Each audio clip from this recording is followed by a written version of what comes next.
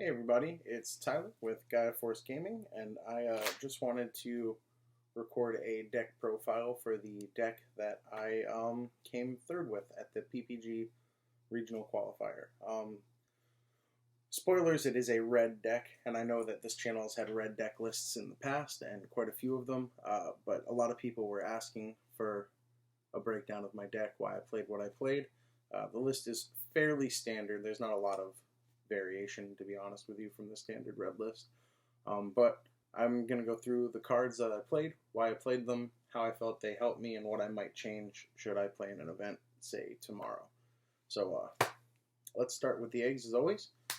We have 1 Koromon and 4 Digimon. Now, a lot of people like to run more Koromon. I opt for the Digimon because they give boosts not just to the big stuff, but to the little stuff too.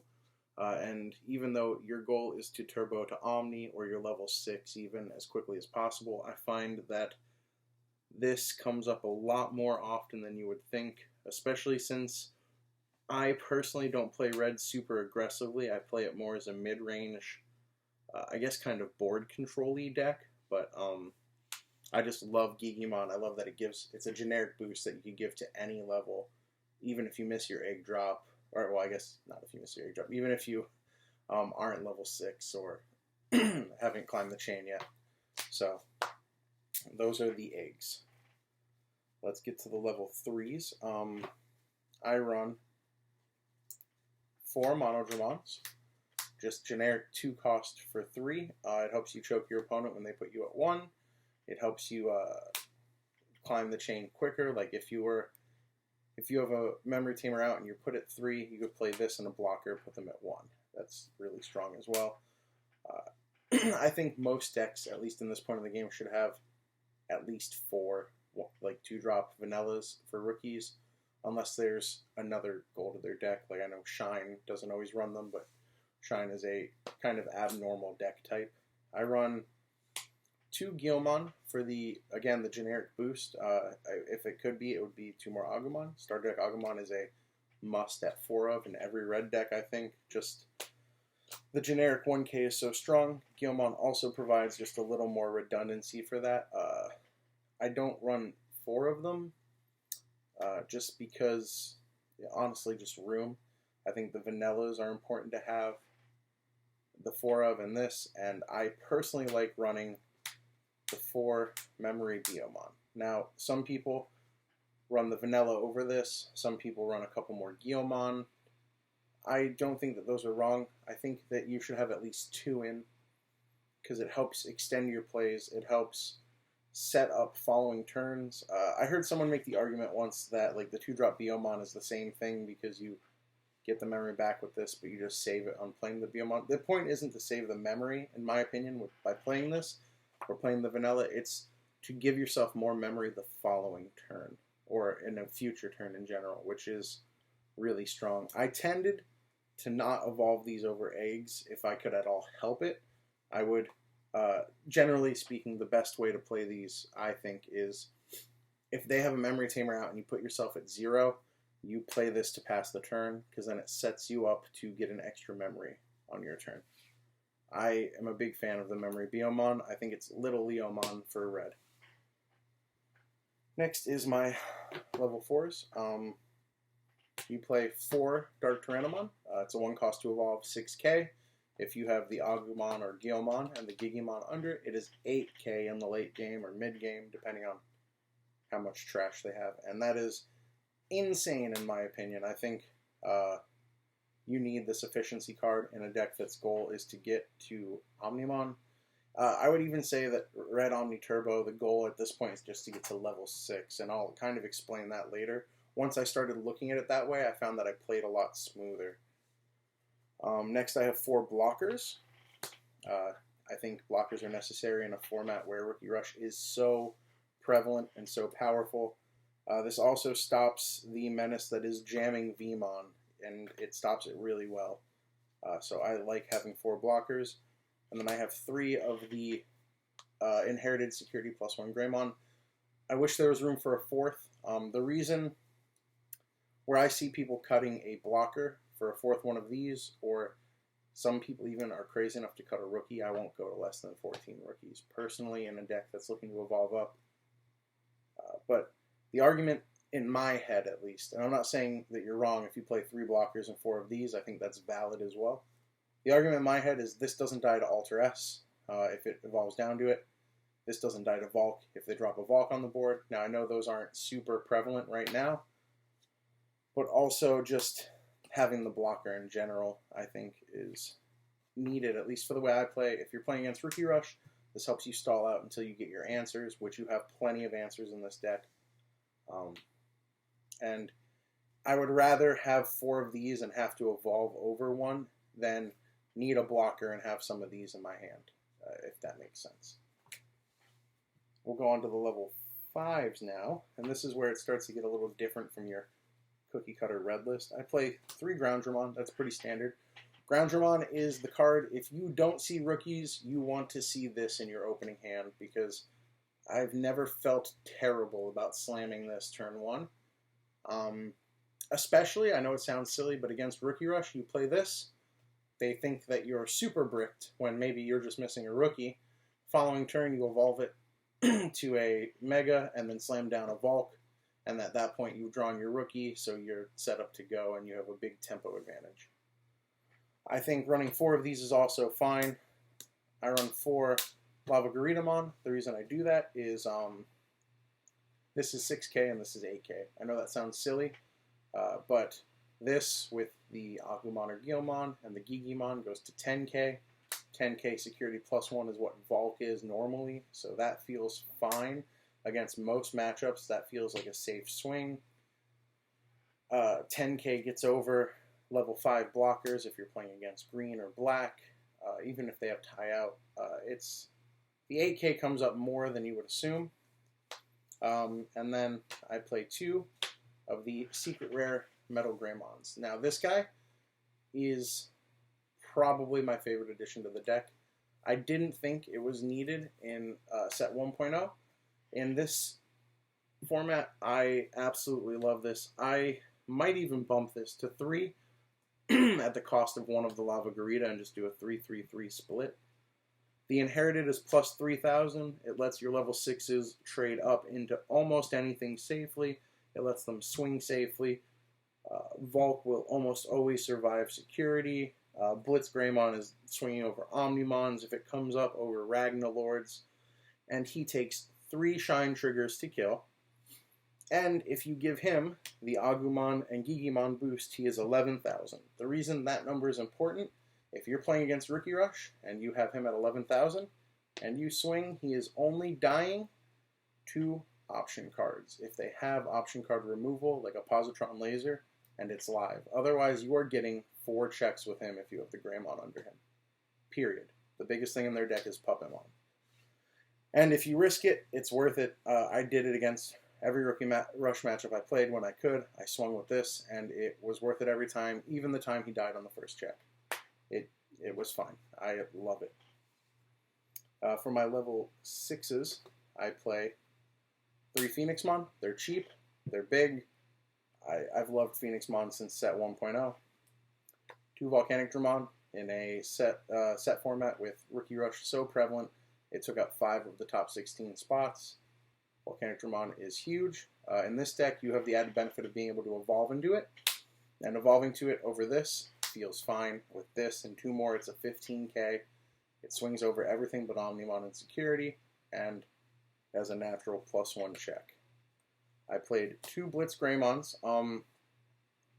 This performed really highly at the beginning of 1.0. I think it's kind of lowered its performance now.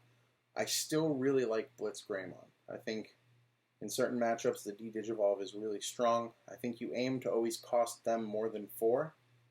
When you, like, if that makes sense. When you evolve him, you're spending 4, so you want to get rid of more than 4 memory of what they've spent when you do use it, or you want to use it in a situation that'll really put you ahead on board.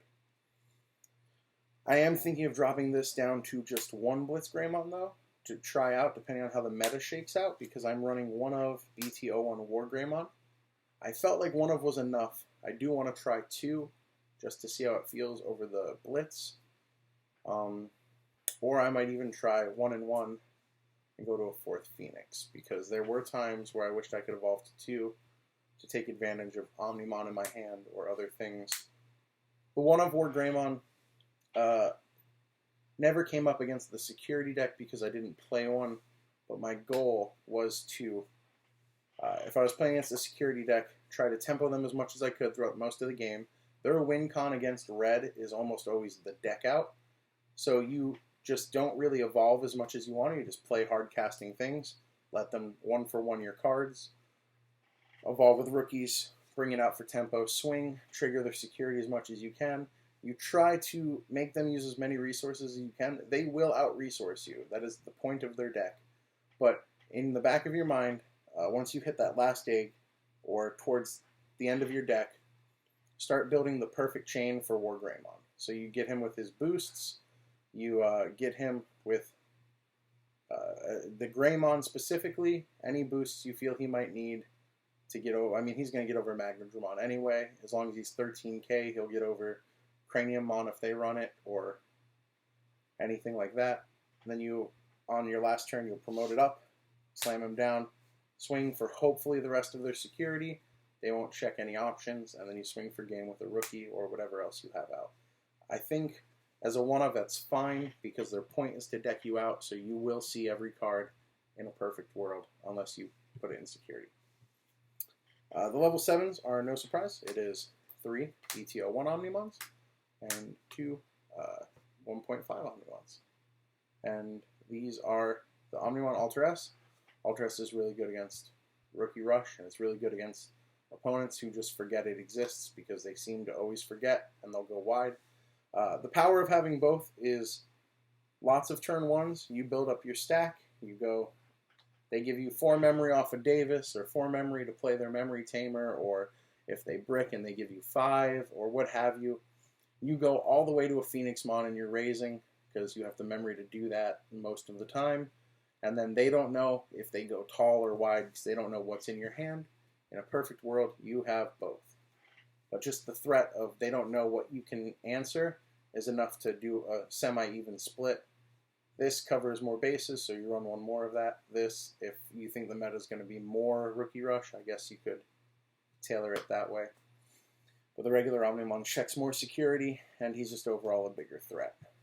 Then for my non-Digimon, I played 2 Gaia Forces. It was enough. I didn't think it would be. It was. I was a firm believer that I needed at least 3. This changed my mind. There were still games where this cluttered my hand. I opened both Gaia Force probably a third of my games. It never felt great. But when it checks in security, it does feel amazing. Gaia Force is just an amazing card, and I don't think I'll ever not play it in red. And then I have changed my tune to the Memory Tamer tie.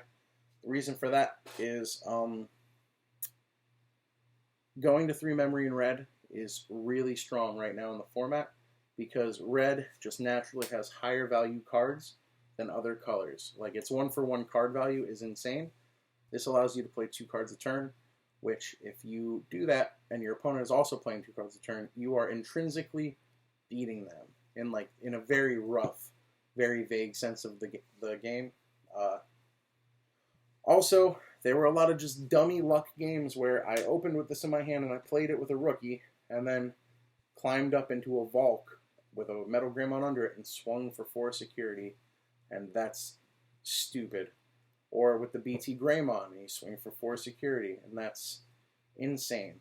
I stopped using the goal of this deck. I didn't think of it like, oh, I need to go to Omnimon and swing. I started just go to level 6 and sit there. And then when you need to drop Omnimon as a response, that's when you do it. I think limiting your opponent's memory as much as possible is really strong in this deck. I think that it's kind of toolboxy, which is why I kind of don't mind going to 1 and 1 of these, if that's where the route I want to take. But 1 of these felt fine.